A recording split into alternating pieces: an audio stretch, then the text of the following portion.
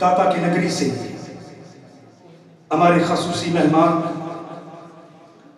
हज़रत अल्लामा मौलाना डॉक्टर अब्दुल्ला आसिफ मुस्तफ़ाई साहब तशरीफ ला चुके समीम कल्ब से इंतज़ामिया की जानिब से खुश आमदीद कहता हूँ।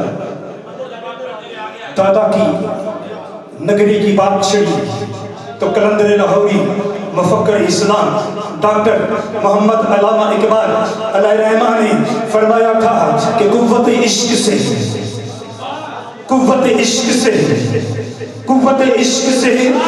हर पस्त को बाला कर दे।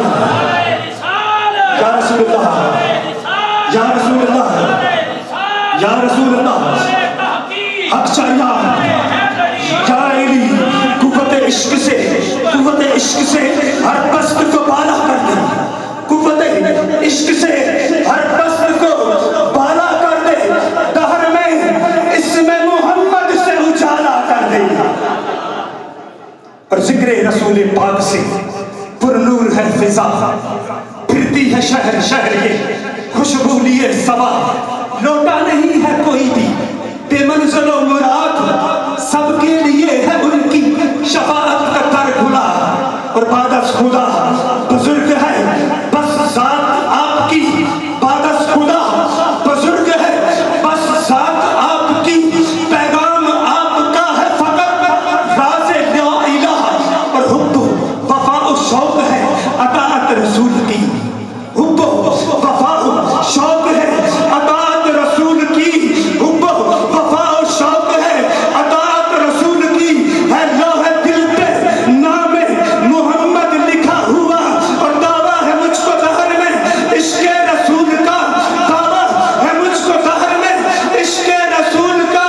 है लौहे दिल पे नामे मोहम्मद लिखा हुआ। बिला तनफ़ी सरमाया अहले सुन्नत खतीब अहले सुन्नत वाइज़े खुश इल्हाम हज़रत अल्लामा मौलाना डॉक्टर अब्दुल्ला आसिफ मुस्तफ़ाई साहब तशरीफ लाएं और अपने नवाज़े हसना से हम सबको मुस्तफ़ीज़ फरमाएं। नारे से अपने मेहमान ख़ुसूसी का इस्तक़बाल कीजिए। नारे तकबीर, नारे तकबीर, नारे रिसालत, नारे रिसालत, नारे रिसालत, नारे तहक़ीक़, नारे हैदरी अहमद मुस्तफ़ा। قال الله تعالى وبارك في القرآن المجيد والفرقان الحميد لقد كان لكم في رسول الله أسوة حسنة صدق الله العظيم اللهم صل على سيدنا مولانا محمد وسلم. حمد و صلاۃ کے بعد عزتوں کی مسند پر جلوہ فراز عالی مرتبت ذی وقار محترم محتشم علماء کرام اور واجب الاحترام ذوی الاحتشام برادران اسلام، السلام علیکم ورحمۃ اللہ وبرکاتہ. بتوفیق باری تعالیٰ مجھے اور آپ کو حضور علیہ السلام کے ذکر جمیل کی سعادت مندیاں نصیب ہو رہی ہیں. دعا ہے اللہ تعالیٰ میری اور آپ کی شرکت کا ایک ایک لمحہ قبول فرمائے. آپ جانتے ہیں کہ اللہ کے رسول صلی اللہ علیہ وآلہ وسلم کی جس وقت ولادت ہوئی تو 7 دن تک اپنی والدہ حضرت آمینہ سلام اللہ علیہ کا دودھ پیا. 8ویں دن یہ اعزاز دشمن اسلام ابو لہب کی کنیز سویبہ کو حاصل ہوا. اس نے حضور علیہ السلام کو دودھ بھی پلایا اور دیکھ بھال بھی کی. یہ چند دن کا دودھ تھا، یہ چند دن کی ہی دیکھ بھال تھی، لیکن میرے آقا نے سویبہ کے اس احسان کو بھی پوری زندگی یاد رکھا. مکے میں تھے تو میری ماں کہہ کے پکارا کرتے۔ مدنی دور آیا تو یہاں مدینے سے ان کے لیے کپڑے بھی بھجوایا کرتے اور رقم کا بھی بندوبست کیا کرتے۔ یہ ہے شریعت، یہ ہے سیرت جو میرے حضور لے کر آئے۔ میرے حضور تشریف فرما تھے، دور سے ایک بوڑھی خاتون کو اپنی طرف آتے دیکھا۔ آقا کریم علیہ السلام کی نظر پڑی تو میرے حضور اٹھ کھڑے ہوئے، میری ماں پکارتے ہوئے اور دوڑ لگاتے ہوئے ان کے قریب پہنچے، پھر کندھوں سے وہ چادر اتار کر نیچے زمین پر بچھا دی، جسے میں اور آپ کائنات کا قیمتی اثاثہ سمجھتے ہیں۔ اپنی والدہ کو اس چادر کے اوپر بٹھایا، کان لگا کر گھنٹوں ان کی باتیں سنی، اور جب وہ بوڑھی خاتون خود اٹھ کر واپس جانے لگی تو کسی نے راوی سے پوچھ لیا، یہ آنے والی خوش قسمت خاتون کون تھی کہ محبوب علیہ السلام نے اپنے کندھوں کی چادر ان کے قدموں کے نیچے بچھا دی؟ تو بتانے والے نے بتایا کہ تمہیں نہیں پتا، یہی تو حضور علیہ السلام کی رضائی والدہ حضرت حلیمہ سعدیہ سلام علیہا۔ سگی ماں تو سگی ماں ہے، میرے محبوب علیہ السلام نے تو دودھ پلانے والی ماں کو بھی اتنی عزت عطا کی۔ ماں باپ کیا ہوتے ہیں یہ زمانے کو میرے محبوب علیہ السلام نے آ کر بتلایا۔ آقا کریم علیہ السلام ایک دن صحابہ کو نماز پڑھانے آئے، تاحد نگاہ صحابہ نے اٹھ کر حضور کا استقبال کیا، محبتوں بھرا یہ ہجوم دیکھا تو چھم چھم آنکھوں سے آنسو برسنے لگے۔ ایک ٹھنڈی آہ بری اور کیا فرمایا، لو ادرکت والدی او احدہما، کاش آج میرے ماں باپ بھی زندہ ہوتے یا ان میں سے کوئی ایک ہی زندہ ہوتا، پھر میں لوگوں کو نماز عشاء پڑھا رہا ہوتا، اس میں سورہ فاتحہ کی تلاوت کر رہا ہوتا، پھر میری ماں کو میرے ساتھ کوئی کام یاد آ جاتا، وہ دروازے پہ آتی، چلمن سرکاتی، اپنے میٹھے اور پیار بھرے لہجے میں فرماتی، ابنی محمد، میرے بیٹے محمد میری بات تو سنو۔ کہا لوگوں میں نماز کا مصلی چھوڑ کر پہلے ماں کی بات کو سنو۔ زمانے کو عملاً بتایا ماں کا وجود کتنا معتبر ہوتا ہے۔ میرے حضور تشریف فرماتے ایک نوجوان حاضر خدمت ہوا، آ کر عرض کرتا ہے کہ حضور میں جہاد پہ جانا چاہتا ہوں۔ میرے آقا پوچھتے ہیں احی والدہ کا، کیا آپ کے ماں باپ زندہ ہیں؟ قال نعم، جی حضور زندہ ہیں۔ قال ففیہما فجاہد، فرمایا جاؤ ان کی خدمت کرو، یہی تمہارا جہاد ہے۔ ماں تڑپ رہی ہو، بیٹا جہاد کرے یا تبلیغ، اللہ کا قرب نصیب نہیں ہوگا جب تک ساتھ میں ماں باپ راضی نہیں ہوں۔ آقا کریم علیہ السلام کا دین اور اس کا مزاج اور شریعت کا خوبصورت طریقہ تربیت دیکھیے۔ آپ جانتے ہیں ساری زندگی حضرت اویس قرنی رضی اللہ تعالیٰ عنہ حضور علیہ السلام کی خدمت میں حاضر نہیں ہو سکے، خیر التابعین تو کہلائے، صحابیت کا درجہ نہیں پا سکے۔ ایک دن اپنی والدہ سے عرض کی، امی اگر آپ مجھے اجازت دیں تو میں بھی محبوب علیہ السلام سے ملاقات نہ کروں؟ تو ماں نے کہا بیٹا چلے جاؤ لیکن جلدی واپس بھی پلٹنا۔ ماں سے اجازت لی، شوق و ورفتگی میں تڑپتے ہوئے لمحات کاٹے، اور جب در حبیب پہ حاضر ہوئے تو آ کر پوچھا کہ میرے حضور کدھر ہیں؟ تو بتایا گیا وہ تو کسی سفر پہ تشریف لے گئے ہیں۔ حضرت اویس قرنی رضی اللہ تعالیٰ عنہ انہی قدموں پہ واپس پلٹ جاتے ہیں۔ کیوں؟ اس لیے کہ وہ یہ جانتے تھے کہ جس رسول کی یاد میں تڑپ رہا ہوں انہی کے کہنے پر ماں کی خدمت کر رہا ہوں، اور یہ ہو نہیں سکتا کہ میرے حضور میرے حالات سے بے خبر ہوں۔ اور حقیقت بھی ایسے ہی تھی۔ اگر حضرت اویس قرنی رضی اللہ تعالیٰ عنہ یمن میں بیٹھے تڑپ رہے تھے تو یار مدینے کا حال بھی کچھ مختلف نہیں تھا۔ میرے آقا یمن کی طرف رخ دور کرتے ہیں، اپنی قبا کے بٹن کھولتے ہیں اور ٹھنڈی ٹھنڈی سانسیں بھرتے ہیں، اور حضور فرماتے لوگوں مجھے یمن سے یار کی خوشبو آ رہی ہے۔ عرض کی حضور وہ اتنا پیار کرتے ہیں کہ بیٹھے یمن میں آپ کو یہاں خوشبو آ رہی ہے؟ حضور میں وہ میرے سے بڑا پیار کرتا ہے۔ عرض کی حضور اتنا پیار کرتے ہیں تو پھر ملاقات کے لیے کیوں نہیں آئے؟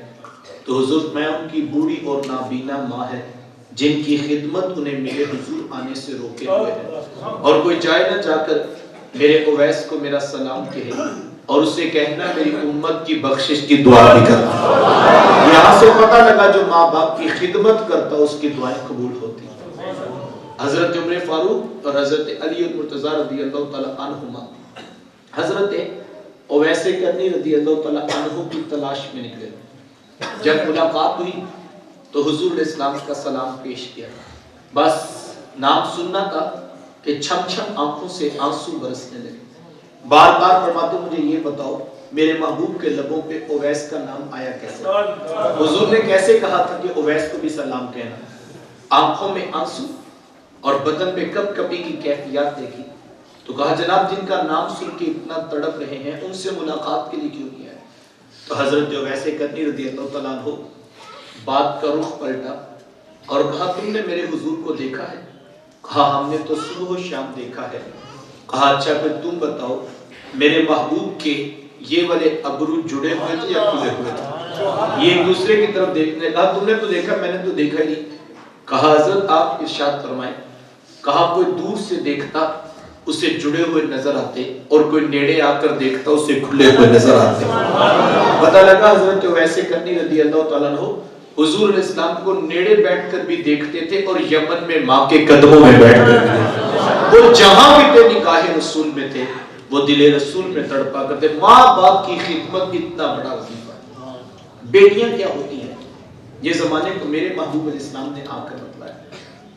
آپ جانتے ہیں آقا کریم علیہ السلام کی آمد سے قبل تاریخ عرب اٹھائیں، معاشرے کی حالت اتنی دردناک تھی کہ جب کسی کے ہاں بیٹی پیدا ہوتی تو شرم سے اس کا منہ کالا ہو جاتا۔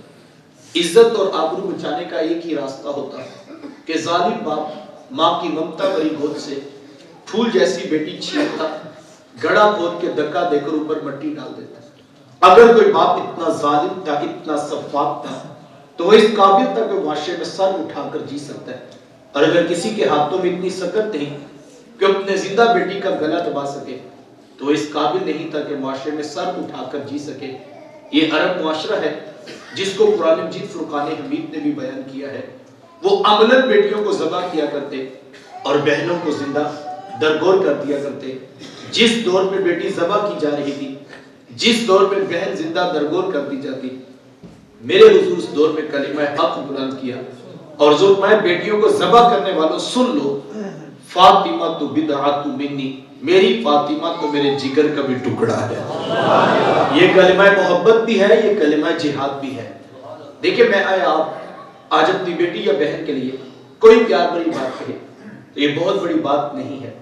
آج اس معاشرے میں بیٹی کی عزت ہے، آج اس معاشرے میں بہن کا وقار ہے۔ یوں ہی تو نہیں بوڑھا باپ اپنی جھکی ہوئی کمر پہ بوریاں لاد لاد کے مزدوری کر رہا کہ میں نے اپنی بیٹی کو عزت کے ساتھ رخصت کرنا۔ جوان سال بھائی فیکٹری میں اوور ٹائم لگا رہے ہیں کہ ہم نے بہنوں کو عزت کے ساتھ بیانا ہے۔ یار یہ باپ تو ذبح کرتا تھا، یہ بھائی تو زندہ درگور کر دیتا تھا، ان کے سینے میں اتنا کوٹ کوٹ کر پیار کس نے بھر دیا؟ جواب ایک ہی ملے گا، یہ فیض ہے آمینہ کے لال کا، یہ فیض ہے میلاد والے آقا کا، جنہوں نے کٹتی بیٹیوں کو عزت اور ذبح ہوتی ہوئی بہنوں کو زندگی کی بہاریں عطا فرمائیں۔ آقا کریم علیہ السلام ایک دن گھر تشریف لائے تو ام المومنین حضرت سیدہ عائشہ صدیقہ رضی اللہ تعالی عنہا عرض کرتی ہے کہ حضور آج بڑا عجیب واقعہ ہوا۔ حضور میں عائشہ آج کیا ہوا؟ عرض کی حضور حبشیہ نیاب ایک عورت آئی اور اس نے آ کر دروازے پر صدا لگائی۔ میں نے گھر میں تلاش کیا کہ کوئی چیز مل جائے تاکہ میں سائل کو صدقہ کر دوں۔ تلاشِ بسیار کے بعد مجھے صرف ایک کھجور ملی اور میں اس کو وہی صدقہ کر دی۔ حضور اس نے اس کھجور کے 2 ٹکڑے کیے، ایک دائیں جانب والی بیٹی کو کھلا دیا اور ایک بائیں جانب والی بیٹی کو کھلا دیا۔ حضور ماں خود بھی بھوکی تھی، اس کا اپنا پیٹ بھی کمر سے لگا ہوا تھا، لیکن اس نے خود کچھ نہیں کھایا اور سب کچھ اپنی بیٹیوں کو ہی کھلا دیا۔ یہ کہتے کہتے ام المومنین آپ دیدہ ہو گئی، آنکھوں میں آنسو آ گئے۔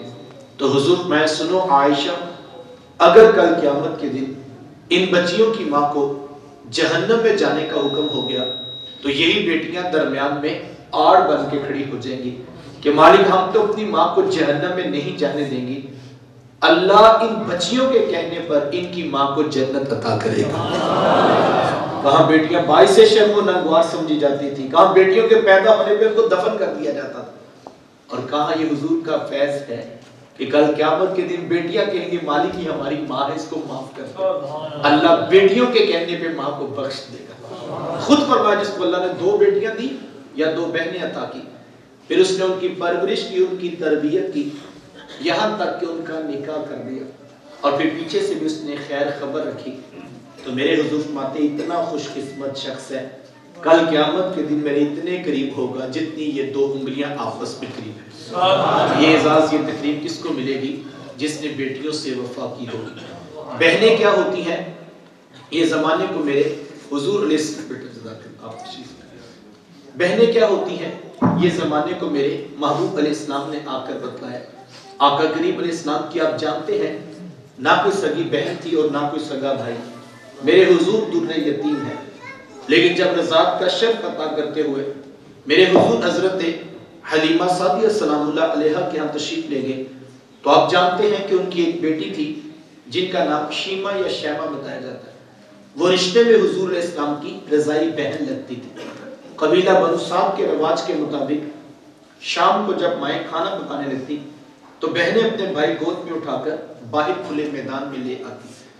ہر بہن کی گود میں اس کا بھائی ہوتا اور وہ اپنے بھائی کے حسن کے قصیدے پڑھ رہی ہوتی۔ اگر کسی کے بھائی کا رنگ کالا ہوتا تو وہ کہتی رنگ کالا ہے تو کیا ہوا، میرے بھائی کے نقوش دیکھو کتنے خوبصورت ہیں، اس کی اٹھی ہوئی ناک، اس کی جھیل جیسی خوبصورت آنکھیں تو دیکھو کتنی پیاری ہیں۔ تو وہ نقوش کو معیار حسن قرار دیتی، اور اگر کسی کے بھائی کا رنگ گورا چٹا ہوتا تو وہ کہتی جناب رنگ نہیں تو کچھ نہیں، حسن تو ہوتے ہی سارا رنگت میں ہے، میرے بھائی کا رنگ دیکھو کتنا گورا چٹا ہے۔ تو یہ بحث مباحثہ چل رہا ہوتا اور کوئی بہن بھی ہاتھ مارنے کو تیار نہ ہوتی۔ اتنے میں ایک سمت سے حضرت شیمہ اپنا ویر محمد اٹھا کے لے آتا اور کہتی ذرا میرے ویر کا مقابلہ بھی تو کرو نا۔ تو وہ کہتی نہیں نہیں شیمہ تیرے ویر کا مقابلہ تو نہیں نا، تیرا تو ساروں کا ہی سردار لگتا ہے۔ تو میں آتا حضرت شیمہ کا سر فخر سے بلند ہو جاتا اور وہ حضور علیہ السلام کو سینے سے چمٹا لیتی اور دعا دیتی ربنا ابقی لنا محمد، شادا میرے ویر محمد کو نظر نہ لگے۔ آج میں دیکھ رہی ہوں بچوں کا سردار ہے، کل اپنی آنکھوں سے دیکھو جوانوں کا بھی سردار بنے۔ زندگی کے لیل و نہار گزرتے گئے، حضرت شیمہ کی شادی ہوئی۔ حضور علیہ السلام کے صحابہ کی لڑائی اور جنگ اسی قبیلے کے ساتھ ہوئی جہاں حضرت شیمہ کی شادی ہوئی۔ آقا کریم علیہ السلام کے صحابہ نے ان کے کچھ بندے قتل کر دیے اور کچھ کو قیدی بنا کر صحابہ اپنے ساتھ لے آئے۔ عرب کے رواج کے مطابق قیدیوں کو چھڑانے کے لیے قوم کے سردار فدیہ اور فنڈ اکٹھا کرنے نکلے، ہر دروازے پہ دستک دیتے اور فنڈ مانگتے۔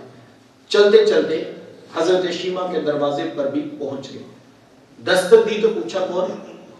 کہا قبیلے کے سردار ہیں، فنڈ اکٹھا کر رہے ہیں، تم بھی اپنا حصہ ڈالو۔ پوچھا یہ فنڈ کس لیے اکٹھا ہو رہا ہے، یہ رقم کی جمع کی جا رہی ہے؟ تو کہا کہ مدینے میں ایک شخص ہے ادعائے نبوت رکھتا ہے، اس نے ہمارے لوگ پکڑ لیے، ہم نے اپنے قیدی چھڑانے۔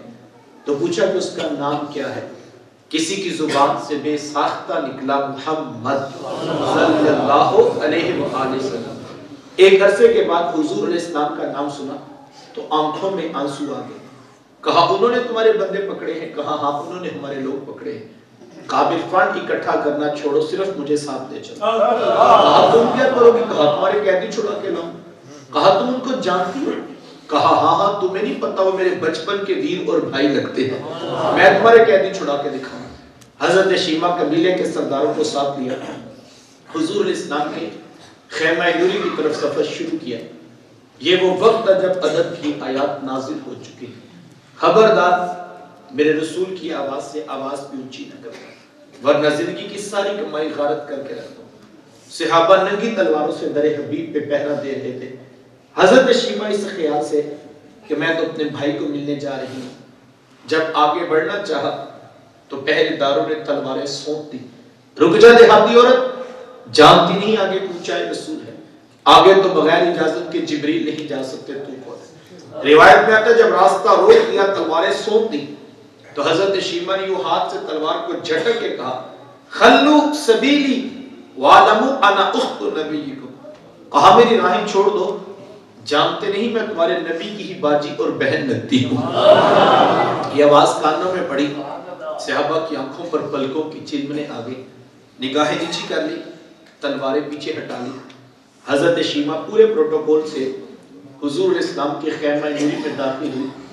میرے حضور جب دور سے بہن کو آتے دیکھا، حضور اٹھ کر استقبال کیا، مرحبا خوش آمدید پیش کرتے ہوئے فرمایا میری بہن آج کدھر کو آنا ہوا؟ عرض کی حضور آپ کے بندوں نے ہمارے کچھ لوگ پکڑ لیے ہیں، میں ان قیدیوں کو چھڑانے کے لیے آئی ہوں۔ سنو بھائیو اللہ کے رسول نے کیا ارشاد فرمایا؟ حضور فرمایا میری بہن تو نے آنے کی زحمت کیوں گوارا کی؟ تو گھر بیٹھے بھی پیغام بھیج دیتی، میں محمد تیرے کہنے پہ ہی ساروں کو چھوڑ دیتا۔ زمانے کو عملاً بتایا دروازے پر بہن کا آنا کتنا معتبر ہے۔ پھر چند جوڑے، کچھ گھوڑے، بہت سارا ساز و سامان، اور میرے حضور خود بہن کو چھوڑنے کے لیے دروازے تک تشریف لے آئے۔ صحابہ نگاہیں نیچی کیے، محبوب علیہ السلام کے ادب میں کھڑے تھے کہ حضور میں صحابہ میں جب بھی قیدی چھوڑا کرتا ہوں پہلے تم سے مشاورت کیا کرتا ہوں، آج پہلا موقع ہے میں قیدی بھی چھوڑ رہا ہوں اور میں نے مشورہ بھی نہیں کیا ہے۔ عرض کی اے بندہ نواز، آپ مالک کل کائنات ہیں، آپ جو چاہیں کریں، ہم کون ہوتے ہیں بھلا درمیان میں مشورہ دینے والے؟ لیکن حضور جی اتنا تو بتائیے آج کون سی خاص بات تھی کہ آپ نے مشورہ بھی ضروری نہیں سمجھا؟ حضور میں صحابہ آج میرے دروازے پر میری بہن آ گئی تھی، اور جب بہنیں دروازے پہ آ جائیں اللہ کا رسول انہیں خالی نہیں موڑا کرتا۔ زمانے کو عملاً بہن کا رشتہ میرے محبوب علیہ السلام کی دہلیز سے ملا ہے۔ وقت سمٹ رہا ہے، توجہ چاہوں گا، جس دور میں بیٹی ذبح کی جا رہی تھی، جس دور میں بہن زندہ درگور کر دی جاتی، جس دور میں ماں جیسا رشتہ بھی منڈیوں اور بازاروں میں بک جاتا، اس دور میں بیوی کی کیا حیثیت ہوگی؟ جبکہ آج کے اس تہذیب یافتہ دور میں بھی کچھ لوگ بیوی کو پاؤں کا جوتا خیال کرتے ہیں۔ یہ زمانے جاہلیت کی باتیں ہیں۔ آقا کریم علیہ السلام نے ازواج مطہرات کے ساتھ جو حسن سلوک کی داستانیں رقم کی ہیں، زمانہ ان کی مثال نہیں لا سکتا۔ کسی کو میرے حضور حمیرہ کہہ کے پکارتے ہیں، کسی کے لیے بکری کا بچہ ذبح کرتے ہیں اور گوشت کے مختلف ٹکڑے ان کی سہیلیوں کے ہاں بیچتے ہیں۔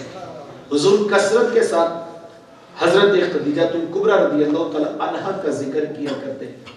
حضرت سیدہ عائشہ صدیقہ رضی اللہ تعالیٰ عنہ فرماتی ہیں کہ میرا جو ان سے رشتہ تھا ایک دن میری زبان سے بے ساختہ نکل گیا کہ حضور اللہ نے آپ کو بہتر ازواج عطا کر دی ہیں اور آپ ابھی تک اس بوڑھی عورت کا ذکر نہیں چھوڑتے۔ فرماتی میرے حضور کے چہرے پر جلال آ گیا اور حضور میں اے عائشہ مجھے خدیجہ کے بارے تکلیف نہ دو، جب پورے مکے نے میرا انکار کیا تھا ایک خدیجہ تھی جس نے میرا اقرار کیا تھا، میں اسے کیسے بلا سکتا ہوں جب زمانہ میری مخالفت کر رہا تھا، لیکن خدیجہ میرے سے محبت کی دعوے دار تھی۔ فرماتی میں نے ہمیشہ محبتوں کا ہی اظہار کیا، اور یہی حضرت خدیجہ کبریٰ رضی اللہ تعالیٰ عنہا ہیں۔ جب ان کا وقت آخر قریب آیا تو حضرت سیدہ فاطمہ الزہرا رضی اللہ تعالیٰ عنہا کو بھیجا اور کہا بیٹا جاؤ جا کر حضور علیہ السلام سے چادر رحمت مانگ لو۔ سیدہ حاضر خدمت ہوئی اور آ کر عرض کی کہ میری والدہ چادر مانگ رہی ہیں۔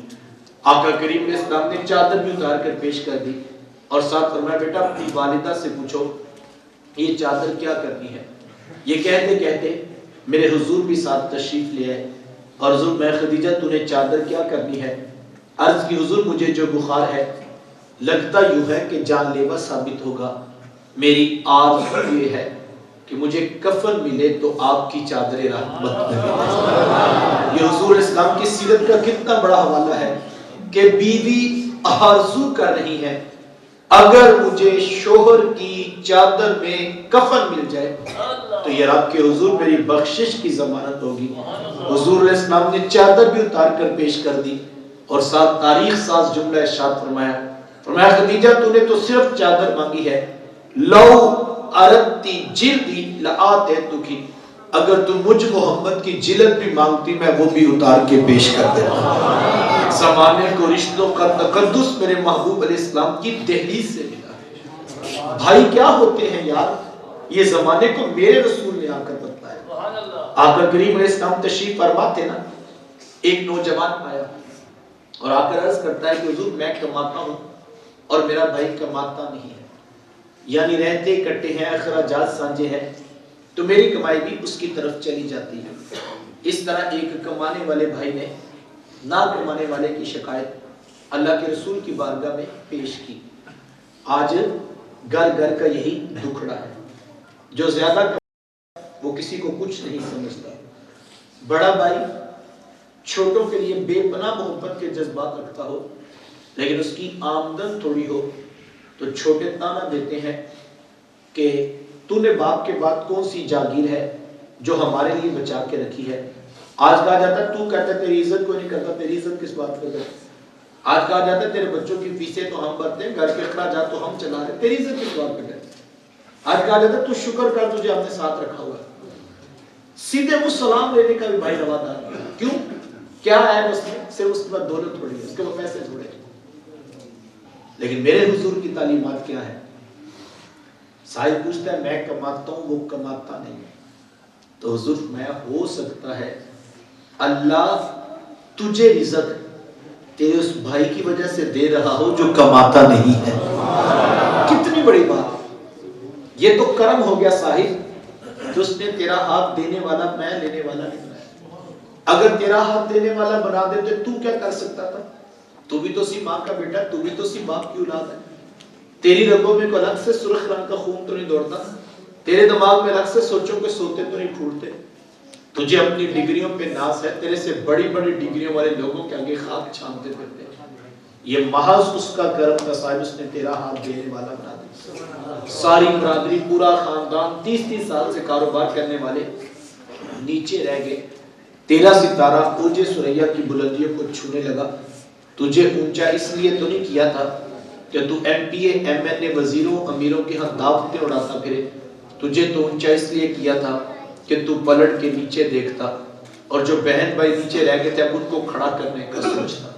وہ کسی دانشور نے کسی کروڑ پتی کا انٹرویو لیا تو پوچھا جناب آپ کروڑ پتی کیسے بنے؟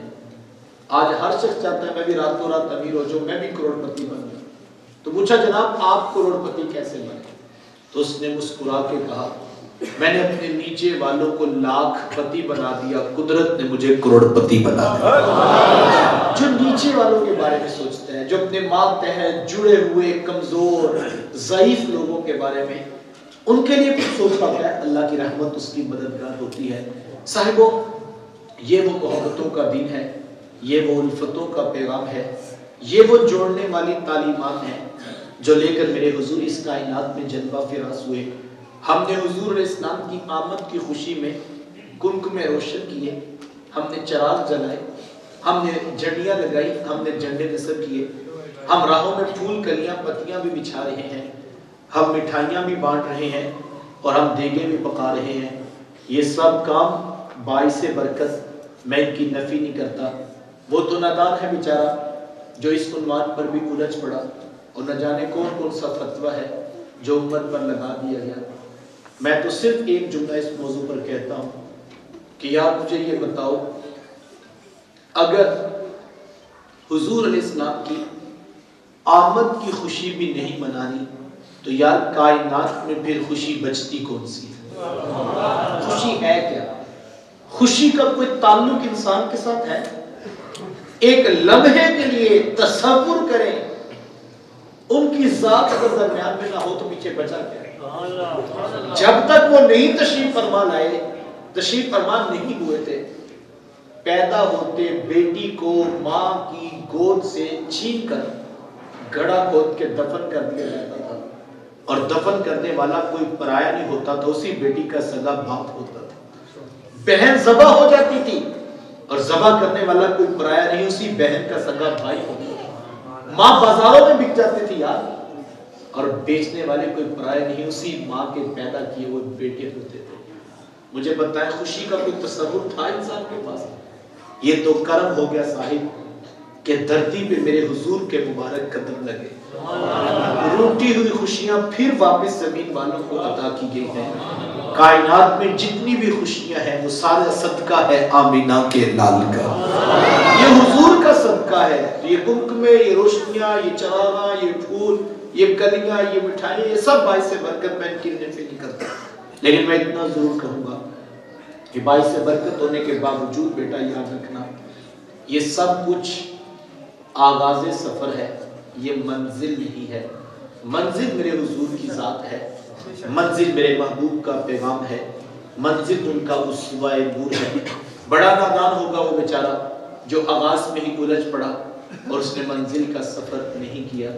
منزل کا سفر کیجئے. اور منزل کیا ہے؟ میں ساری 2 جملوں میں بات کروں تو میرے شیخ طریقت فرماتے ہیں کہ بیٹا یہ نہ ہو کہ لوگ تم سے پوچھے کہ تم کون ہوتے ہو اور تم پاسپورٹ سے مذہب کا خانہ دکھاؤ، یہ دیکھیے اسلام لکھا ہے ہم مسلمان ہوتے ہیں. کہا نہیں بیٹا، نہ کسی کو پوچھنا پڑے، نہ کسی کو بتانا پڑے. تم دور سے آ رہے ہو، تمہاری وضع قطع، شکل و صورت، چال ڈھال، انداز معاشرت اتنا خوبصورت ہو کہ لوگ مسکرا کے کہیں وہ دیکھیے میلاد والے آقا کا امتی آ رہا ہے. میلاد والوں کی یہ منزل ہے، میلاد والوں کی یہ منزل ہے. اس منزل کو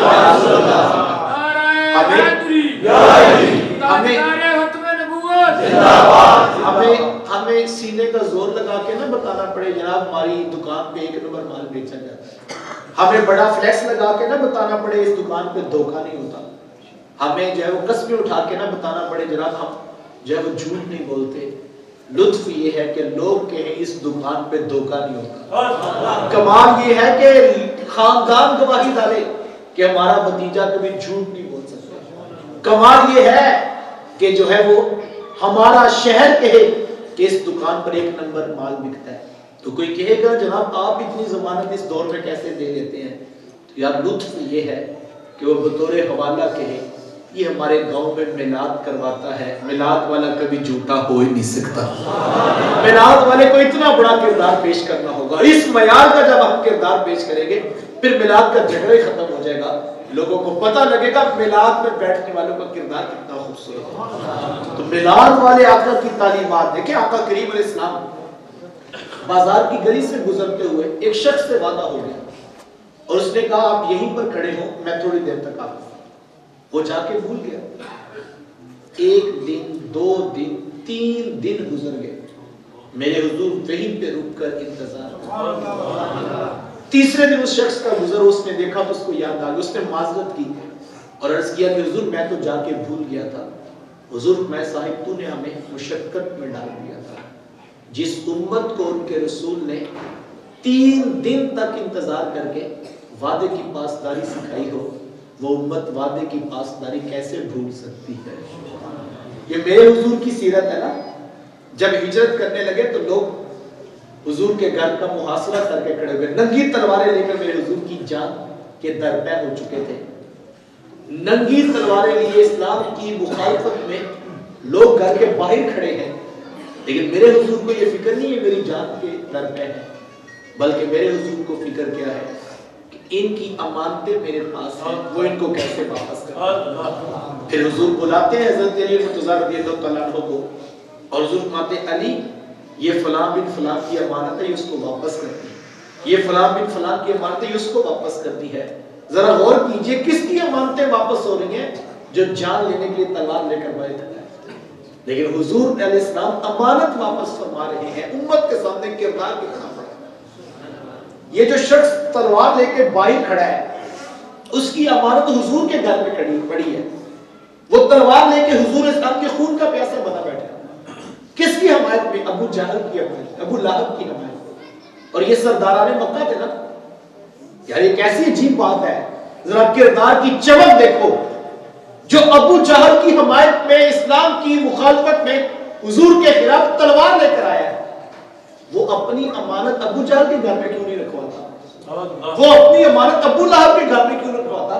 اس کو پتا تھا ابو جہل سردار ہونے کے باوجود دھوکہ دے گا، محمد دھوکہ نہیں دے گا.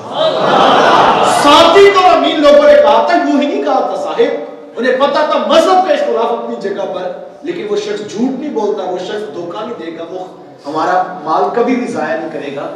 یہ اتنا بڑا کردار ہے جو حضور نے امت کو دکھایا۔ شخص کا نام ہے حضرت حذیفہ بن یمان۔ میری آخری بات میں توجہ چاہوں گا، حضرت حذیفہ بن یمان رضی اللہ تعالیٰ، یہ مکہ المکرمہ سے تجارت کر کے واپس آتے مدینے کی طرف، رستے میں کافروں نے ان کو پکڑ لیا، مال بھی لوٹ لیا، سامان بھی قبضے میں کر لیا۔ پوچھا کدھر جا رہے تھے؟ کہا میں تو مدینے جا رہا تھا۔ تو کہا کہ تمہیں ایک شرط پہ چھوڑیں گے، تم وعدہ کرو کہ تم مدینے جا کے اسلامی لشکر میں شمولیت اختیار نہیں کرو۔ انہوں نے وعدہ کر لیا، انہوں نے سامان بھی چھوڑ دیا، مال بھی واپس کر دیا۔ جب یہ مدینے میں پہنچے، جلدی جلدی آئے تو دیکھا کہ لوگ بدر کی تیاریاں کر رہے ہیں۔ پہلا مارکا کفر اور اسلام کا، بدر کا مارکا، اس کی تیاری ہو رہی ہے۔ اور آپ جانتے ہیں مٹھی پر جماعت تھی، ساز و سامان پاس نہیں تھا۔ انہوں نے جلدی جلدی سامان رکھا اور تیاری کی اور آ کر لشکر میں شامل ہو گئے۔ میرے حضور علیہ السلام تک پیغام پہنچا کہ حضرت حذیفہ بن یمان رضی اللہ تعالیٰ عنہ بھی پہنچ گئے ہیں۔ خوشی ہونی چاہیے، ایک بندہ بڑھ گیا، ضرورت بھی ہے، لیکن میرے حضور نے حضرت حذیفہ کو بلایا اور حضور فرمایا حذیفہ ادھر کافروں سے وعدہ کیا تھا نا کہ جا کے لشکر میں شامل نہیں ہوں گا؟ عرض کی جی حضور میں نے وعدہ کیا تھا۔ فرمایا حذیفہ پھر آپ یہاں کیوں آگے ہیں؟ آپ واپس چلے جائیں نا۔ عرض کی حضور وہ تو کافر ہیں۔ حضور میں ہاں حذیفہ، میں محمد کافروں سے کیے ہوئے وعدے بھی پورے کرتا ہوں۔ میں کافروں سے، حضرت حذیفہ کو واپس جانا پڑا۔ ذرا غور کریں، ہم دیکھیں اس بات پہ کس قدر روشنی ہے۔ ذہن میں سوال تو پیدا ہوتا ہے، وہ تو کافر تھے، ہماری تو پارٹی یا تنظیم یا مسلک یا کوئی شے نہ ملتی جلتی ہو کسی سے، ہم تو اس کا مال لوٹ کے لے جائیں نا۔ وہ کافر تھے، حضور نے کیا فرمایا؟ اس کا میرے استاد سے اختلاف ہو جو میں معافی نہ کروں، وہ کافر تھے۔ ذہن میں سوال آتا ہے وہ تو یار کافر، اس سے وعدے کو کیا کیا؟ لیکن حضور کیوں فرماتے ہیں کہ میں محمد کافروں سے وعدہ پورا کرتا ہوں؟ امت کو پیغام دینا تھا وہ کافر ہے، تو محمد کا غلام ہے، تو رسول اللہ کے پیچھے کھڑا ہے نا، تو نے تو اپنے رسول کی سیرت دیکھنی ہے، تو انہیں تھوڑی دیکھنا ہے۔ یہ تھا کردار جو حضور اسلام نے امت کے سامنے رکھا تھا، کافروں سے کیے ہوئے وعدے پورے کیے حضور اسلام کی ذات نے۔ آج میں دیکھوں میں کہاں کھڑا ہوں، اگر میرے بھائی کو بھی میرے پہ یقین نہیں ہے اور میرے رشتہ داروں کو بھی مجھ پر یقین نہیں، پھر سوچنے کی ضرورت ہے یا نہیں؟ آج کسی سے کہنا، وہ کہتا ہے جی بس حضرت چپ کر جائیں، سچا بندہ تو بات ہی ختم کر دے، یہ بات چھیڑے گا۔ کسی کو کوئی سچا شخص نہیں ملتا۔ قیامت کی نشانیوں میں ایک بات یہ گنوائی گئی تھی کہ کوئی شخص کہے گا فلاں علاقے میں ایک امانت دار بندہ ہے، اور وہ بندہ مشہور ہوگا، بس ایک ہی ہوگا۔ تو آج ہم غور کریں، کسی سے کیا وہ کہتا ہے یہ سچا بندہ نہیں ملتا۔ میں ایک سادہ سی بات کہتا ہوں، آپ یہ 300 یا 400 لوگ بیٹھے ہوں گے، باہر تک لوگ بیٹھے ہیں، میں اور آپ آج کی اس نشست سے اگر صرف ایک چیز کا وعدہ کریں، ہم 100% سچ کے ساتھ زندگی گزاریں۔ آپ جانتے ہیں کتنا بڑا انقلاب ہے۔ ہم سمجھتے ہیں کہ بڑا انقلاب آئے گا، لوگ ملیں گے، پھر ہم اس میں شامل ہو جائیں گے۔ صاحب انقلاب ایک شخص کا ہوتا ہے، انقلاب اپنی ذات کا ہوتا ہے۔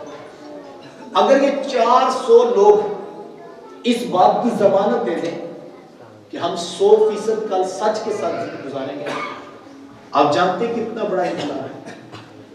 اگر ایک بندے سے صرف 10 لوگ کل سلام لیتے ہیں، آپ کے اس شہر میں، آپ کے اس دیہات میں کل شام مغرب کے وقت 4000 لوگ 4000 گھروں میں 4000 خاندانوں میں پورے دعوے سے کہہ سکتے ہیں آج ہم نے سچے لوگ دیکھے بھی ہیں، سچوں سے سلام بھی لیا ہے۔ اگر 400 بندے سچ بولیں تو 4000 بندوں کو سچا بندہ نظر آتا ہے۔ دیکھو میں اگر ایک اپنی مثال دیتا ہوں، اگر میں سچ بولتا ہوں اور میں بیٹا ہوں تو میرے باپ کو مبارک ہو، اس کو سچا بیٹا مل گیا۔ اگر میں سچ بولتا ہوں اور میں باپ ہوں تو میری اولاد کو مبارک ہو، ان کو سچا باپ مل گیا۔